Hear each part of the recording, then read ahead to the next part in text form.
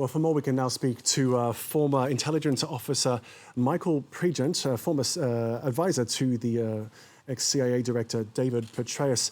Mr. Pregent, thanks very much for joining us here on France 24. First up, your reaction to Israel's declaration that it's expanding its its ground operation in Gaza. Yes, thanks for having me. This expansion now is focusing on the non-missile and rocket capabilities of Hamas, the tunnel network, command centers, and also ambush sites that Hamas has put in place ahead of the ground offensive. So this is Israel softening the obstacle barriers, so to speak, ahead of the ground offensive, and this will continue.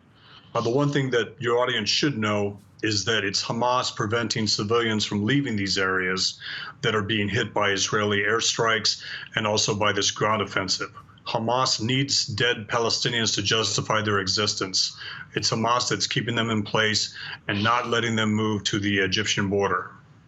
And what might the significance of the phone line and internet lines going down at the same time as Israel makes this declaration? What might that mean?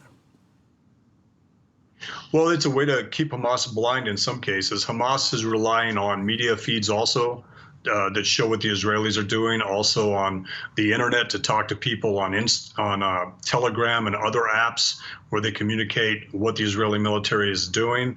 So it's a way to keep Hamas blind in this case. Keep cell phones, towers, make sure they're down, make sure the internet is down. But Hamas, they still have access to American phones, and those phones can access Israeli towers in Israel. But it's an attempt to keep Hamas blind so they don't see what's coming. You said that Hamas depends on having Palestinians remaining in the Gaza Strip. This is one area. Another area is the hostage situation. In there, over 200 hostages held, we estimate, in Gaza. How might this situation, if Israel's to step up its operation, affect that? Yeah, I think with the release of 4 hostages to date, 4 American hostages, at that pace, this would delay the Israeli invasion of Gaza maybe for a year and a half. So because of that, it's a tactic that Hamas is putting in place. It's smart to be able to use the leverage of hostages to delay the ground offensive, but they're using the leverage of dual citizen hostages, meaning American hostages and European hostages, not the Israeli hostages. And I think the Israeli Defense Forces know that the longer they wait, the less leverage they are going to have to keep those Israeli hostages alive. Going into these tunnel networks, I think the Israeli military does expect to find dead Israeli hostages, because the more this goes on, the lower the expectation that they survive this will be. And the more foreigners released, the more danger it is to those Israeli hostages that remain, as the international community continues to condemn Israel for these strikes in Gaza. And once these foreign nationals are released, then I think Israel will lose that window of opportunity where they still have support from the international community in some sectors to conduct these operations against Hamas. Now, in terms of recent conflicts between Israel and Hamas, it doesn't have a good recent history in terms of the dense urban environment of Gaza, in terms of military success. What's it likely to do differently this time? Yeah, this time they're going all in. They're leveling key positions, buildings that will have overwatch of the Israeli ground assault. Those buildings will be watched. This is different. October 7th changed everything. Israel is going to be more aggressive, and I will argue that this is exactly what Iran and Hamas wanted. They wanted October 7th to be so brutal that Israel would do it exactly what it's doing now. And I think this is a time where Israel is looking at this tunnel network, and they're gonna put in place. They're gonna employ some advanced technology. They're gonna employ advanced weapons.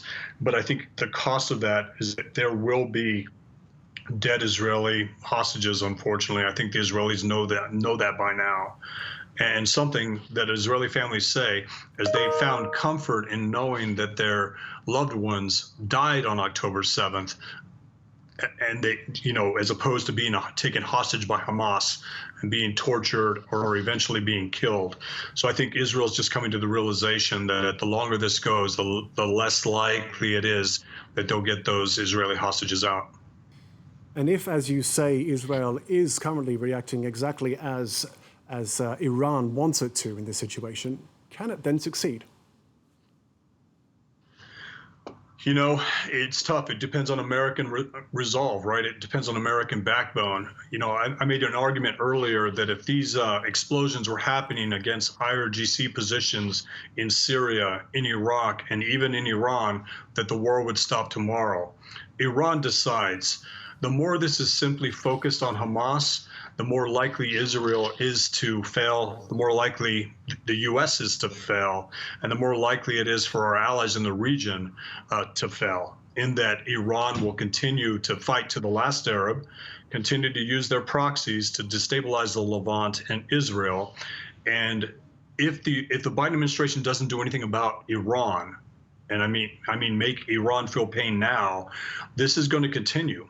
Tehran sees a window of opportunity. They see in the next 12 to 16 months as a window of opportunity where there's a Biden administration that doesn't want to engage Iran, and they're going to take advantage of that. All right, thank you very much for your insight there. Michael Pregent, a senior fellow from the Hudson Institute, with your comments there.